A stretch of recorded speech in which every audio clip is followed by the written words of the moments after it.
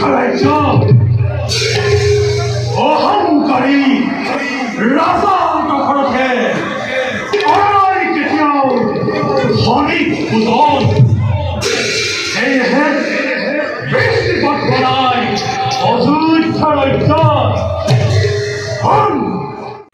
সামৰণি পৰিল বোকাজানত অনুষ্ঠিত হোৱা ত্ৰয়োদশ বাৰ্ষিক অখণ্ড ভাগৱত পাঠ। বোকাজানৰ মধ্যভাগত অৱস্থিত চন্দ্ৰপুৰ নামঘৰ ভাগিত যোৱা 30 নৱেম্বৰৰ পৰা অনুষ্ঠিত হোৱা ত্ৰয়োদশ বাৰ্ষিক অখণ্ড ভাগৱত পাঠৰ 7 ডিচেম্বৰ তাৰিখে সফল সামৰণি ঘটে। বিগত বৰ্ষসমূহক লক্ষ্য ৰাখি এই বৰ্ষতো বোকাজানৰ প্ৰায় 19 ভাগ নামঘৰ একত্ৰিত হোৱাৰ লগতে সহায় সহযোগ তথা দান বৰঙণিৰে আঞ্চলিক ভিত্তিত এই অখণ্ড ভাগৱত পাঠভাগি আয়োজন কৰা হৈছে।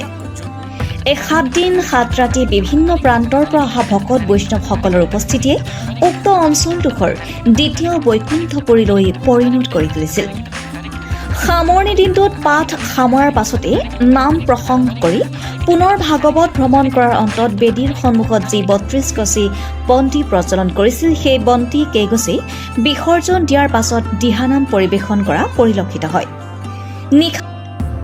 নিশালৈ চুঙাজানৰ মিলনজ্যোতি শিল্পী সমাজৰ দ্বাৰা পৰিচালিত বোকাজানৰ স্থানীয় শিল্পীসকলে পৰিৱেশন কৰা সিন্ধুমণিৰ পিতৃভক্তি দশৰথৰ স্বৰ্গ উদ্ধাৰ ভাওনাভাগী বহু শতাধিক দৰ্শক মুগ্ধ হৈ পৰে।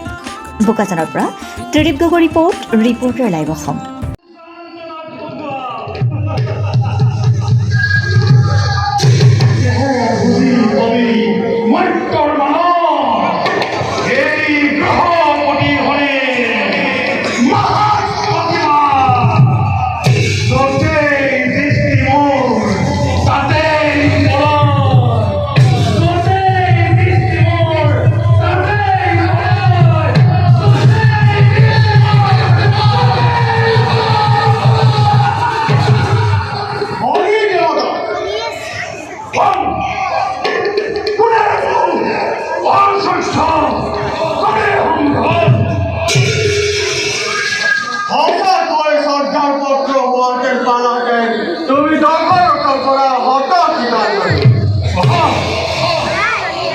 ৰাজা দখল অযোধ্যাৰ গতি কিয় আহিছা তুমি আজি ধনীৰ পথে আত্মপৰিচয় দিবলৈ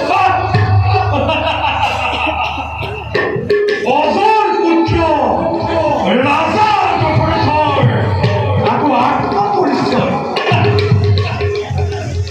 অন্যায় বিৰুদ্ধে অজৰ কল্যাণৰ অৰ্থে অযোধ্যাৰ বিপত্তি কিমান ভয়ংকৰ হ'ব পাৰে তাৰ পৰিচয় দিবলৈ তুমি মোক ভীতি প্ৰদৰ্শন কৰিছা